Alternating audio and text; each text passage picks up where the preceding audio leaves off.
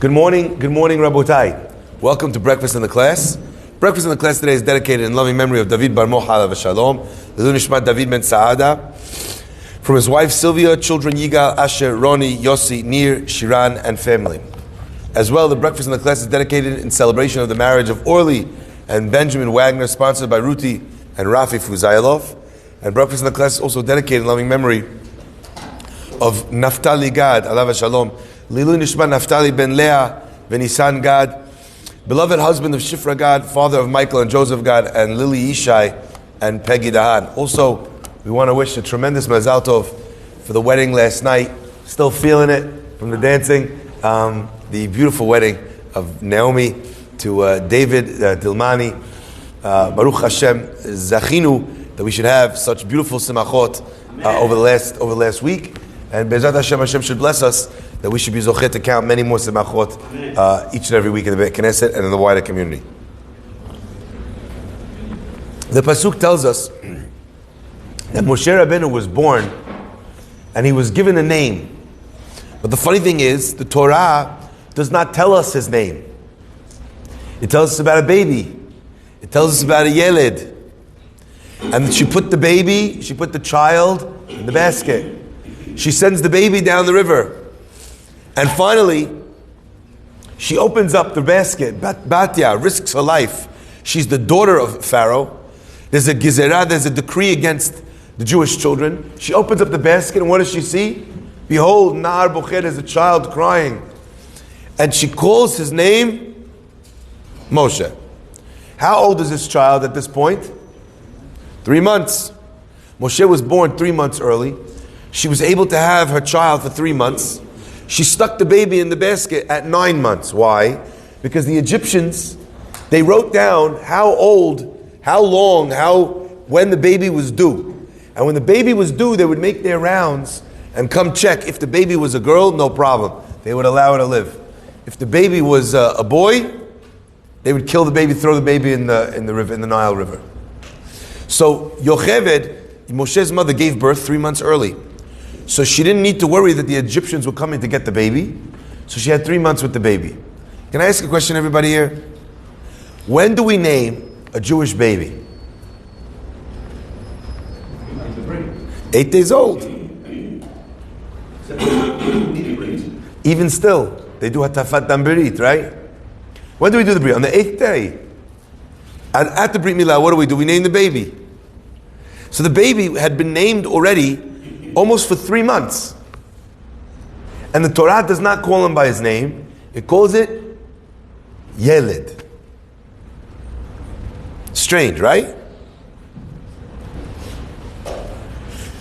Anyway, so you'd think maybe the parents didn't name the baby because they knew they were giving the baby away. Maybe Yocheved was a psychological genius.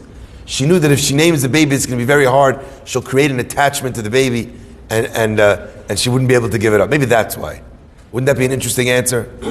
It unfortunately would be not only interesting, it would also be false.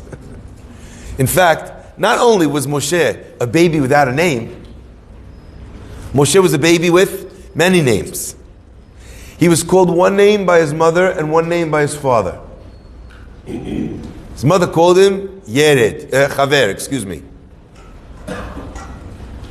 His father called him Yekutiel. Miriam called him Yered. Aaron called him Avizanoach. So this guy has more names, this little baby, than anyone in Tanakh. And yet the Torah says, Yeled, Yeled, Yeled, Yeled, Yeled. Wow. But Tikra et Shemo, Moshe. She called the name Moshe. From the moment she calls him Moshe, we don't hear of any other name. Right? Is that true? We don't hear of any other name. Sorry? Sorry? No, not in the Torah. Right? So he has other names. The Gemara lists more. You know, he also has Avisocho, right? Avigdor. There's quite a few names the Gemara gives him. We also know that he had the name Tuvia.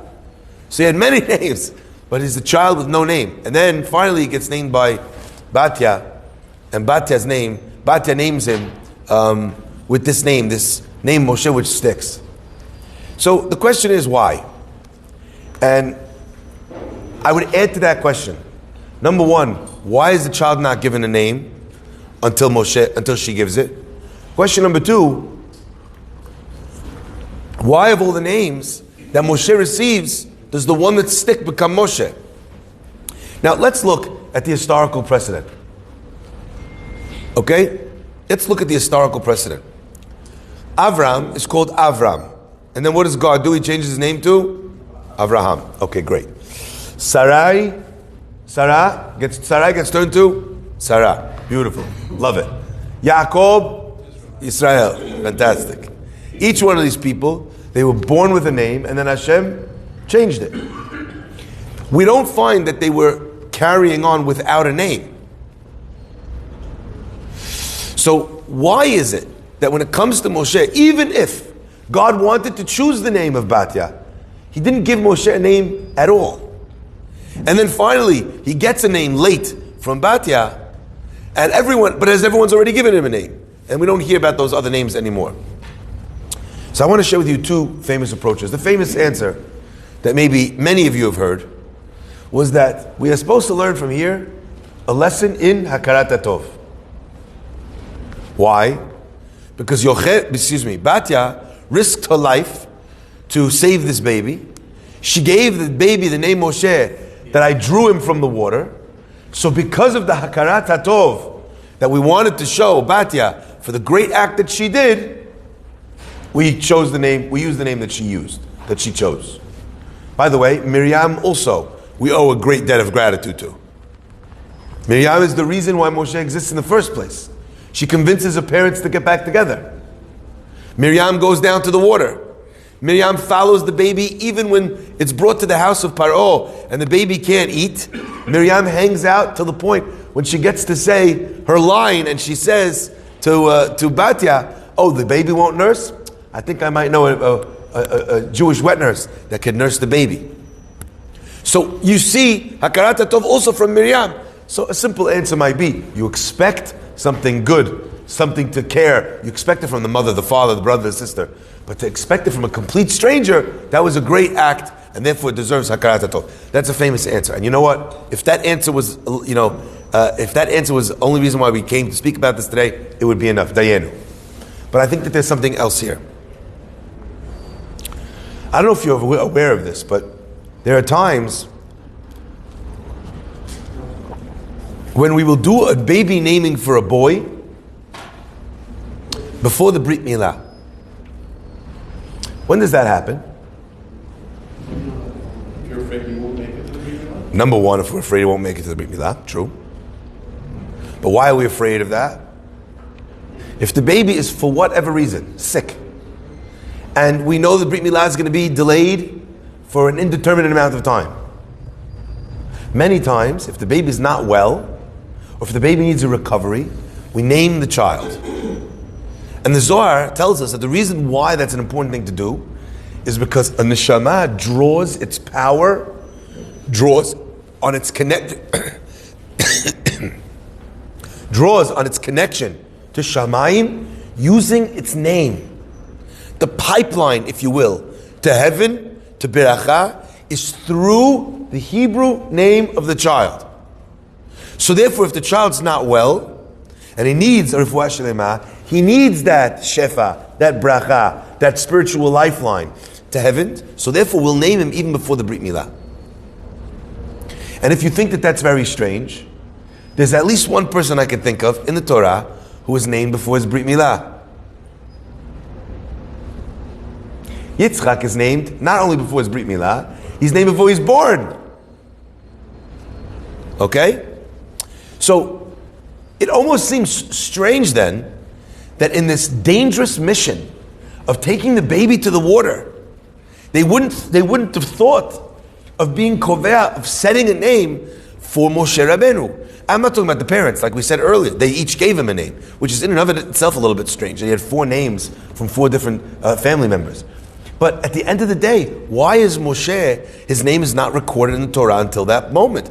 Even if you want to give Batya zechut of having the name. So change the name. Like we found, as I said earlier, with Yaakov and Yisrael, with Avram and Avraham, with Sarai and Sarah. And the answer, my friends, I think is, in some ways, a little bit counterintuitive.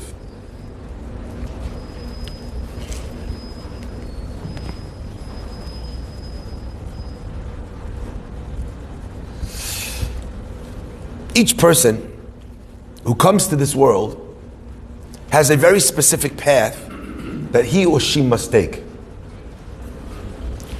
And it won't do for that person to take a path that does not belong to them.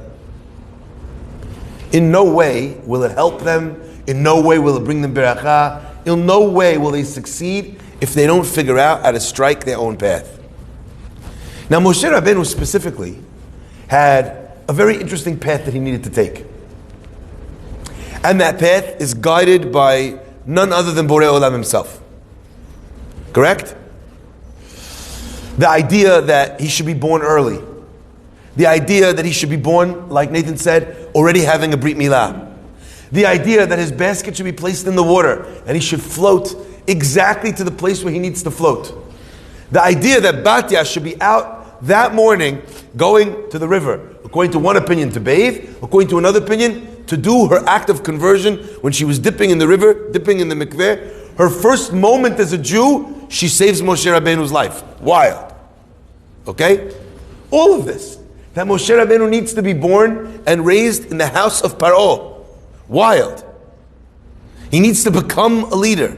He needs to be a person who's not tainted by the feelings of slavery, by the hesitation, by the inferiority complex that is part of the lexicon of a slave. Moshe Rabbeinu needs to be the person that's able to stand up to Paro and all of Egypt and take the Jews out of Egypt. In order to be that, he couldn't come from that. So therefore, my friends, there needed to be a period in time when Moshe Rabbeinu was not imprinted by anything or anyone that had anything to do with the slavery in Egypt. Now, if you'll tell me that Moshe Rabbeinu's parents are from the tribe of Levi, who don't work in Egypt, that's not enough. And you know what my proof is? My proof is, on some level, you see Aharon HaKohen, who is such an unbelievable tzaddik, who's literally perfection defined, who doesn't die, who dies by mitat nishika, and we see that Moshe Rabbeinu is jealous of the way that Aharon passes away. He dies by the kiss of death of God. So Aharon says, Moshe says, I want to die that way. Illustrating that had Moshe not asked, he might not have received it. So Aharon is on an unbelievably high level. The Torah tells us, Shikulim him, v'yavo shenehem. Both of them are on equal levels, Moshe and Aharon. You see, Aharon is super holy. And yet, he's not chosen. And Aharon is not chosen to take the Jews out, I believe, because he experienced the slavery in Egypt. And even if he was a Levi, it still had a tremendous impact on them. The Midrash says to us something very interesting. It says that the Bnei Yisrael suffered, right? Bahomer, ubalevenim, ubeavodah kasha, right? They suffered in all these different ways. And the Midrash says that what does it mean that they suffered ba'avodah kasha? They suffered with kushya, with questions. What does it mean they suffered belevenim, right? They suffered from libun halacha. What does it mean that they suffered b'chomer, b'kal v'chomer? Who's it talking about? And I remember reading in the Sefer Birkat Mordechai, he says that not only did the Jews suffer, but the Leviim also suffered. How did they suffer? They suffered because while they were sitting and studying the Torah, kal v'chomer, gzera shava, libun halacha, they could hear their brothers and sisters screaming in pain, in the pain of slavery.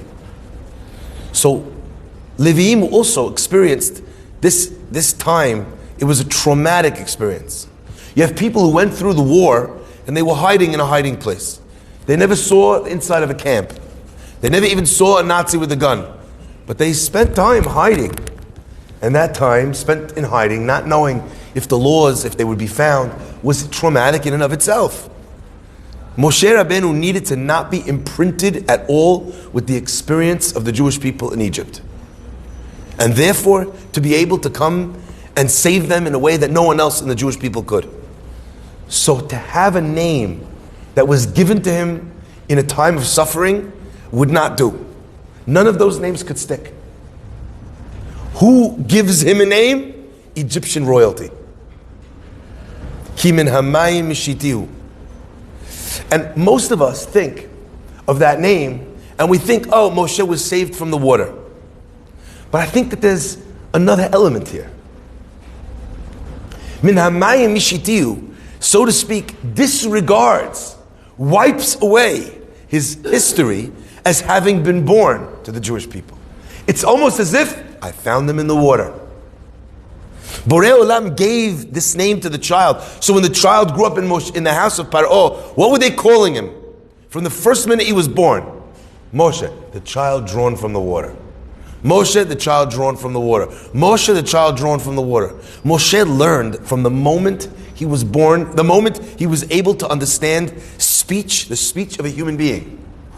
What did he learn? Not that he came from the Jews, not that he was beat up, not that he was desperate for salvation. He wasn't desperate, he wasn't afraid, he wasn't beholden, he wasn't second best. What was he? He was a miracle. Every time they called his name, how did he see himself? I'm the child saved from the water. Remarkable.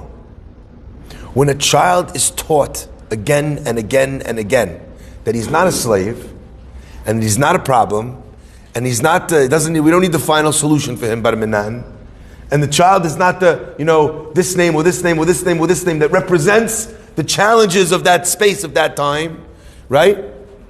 Yered. Listen to that. The name that his sister gives him. Right? Drawn down. Listen to the name that his mother gives him. What's the name his mother gives him? Chaver. The commentators explain exactly why she called him Chaver. Why he was called Yekutiel. But those names were informed by the experience they were in. You give a kid a name, Mupim and Chupim, the names of Binyamin, who gave to his children, they were names of mourning. Mourning for Yosef.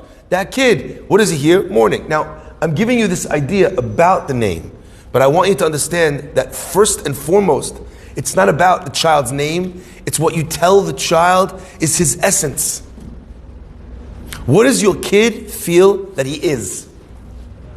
Most of us spend a lot of time explaining in excruciating detail to our children what they are not.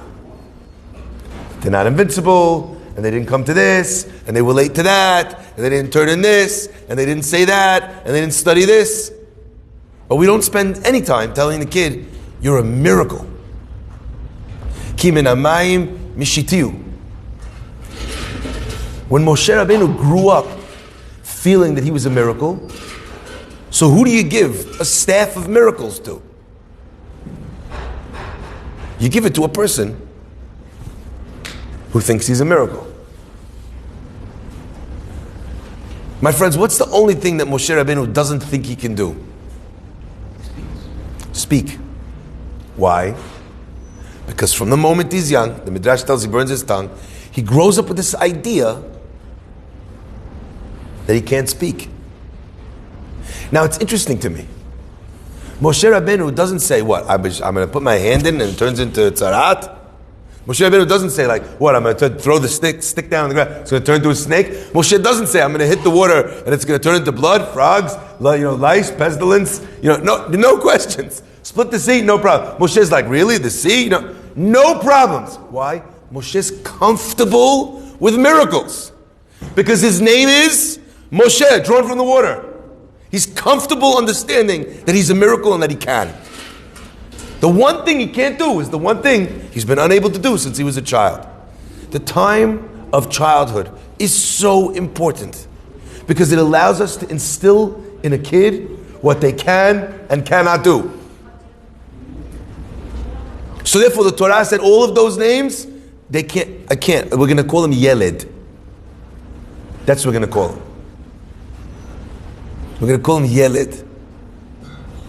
I must share, I was thinking to myself the other day, it's interesting if you take a look at the word of the names that he was named by his illustrious family members, Who does he have the greatest hakarat hatov to in his family? We said earlier, Miriam. What's the name that she names him? Yered. The word Yered and the word Yeled almost look identical. Yud, Resh, Dalet. The only difference is that at the end of the Resh, what does it have? The Lamed?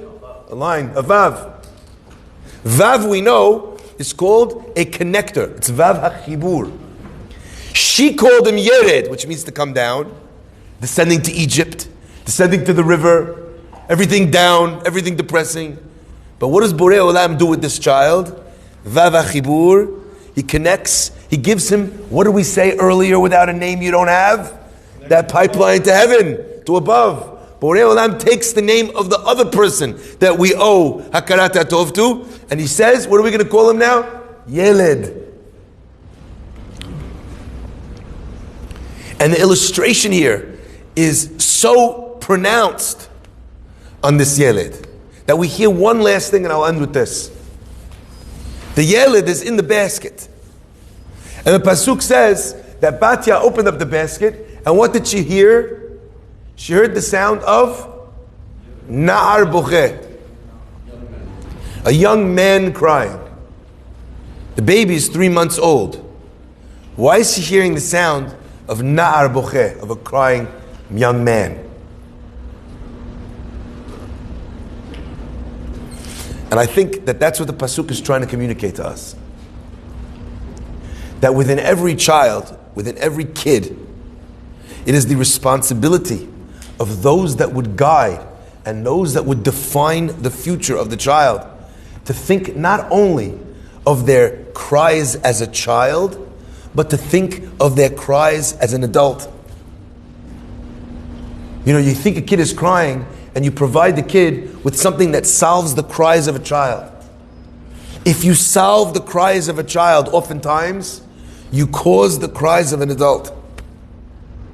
I mentioned a little while back, right before Chanukah, there was studies showing that when you pick up a baby that's crying immediately, right away, the damage you're doing to the baby is you're making the baby feel that he cannot survive without being saved by someone.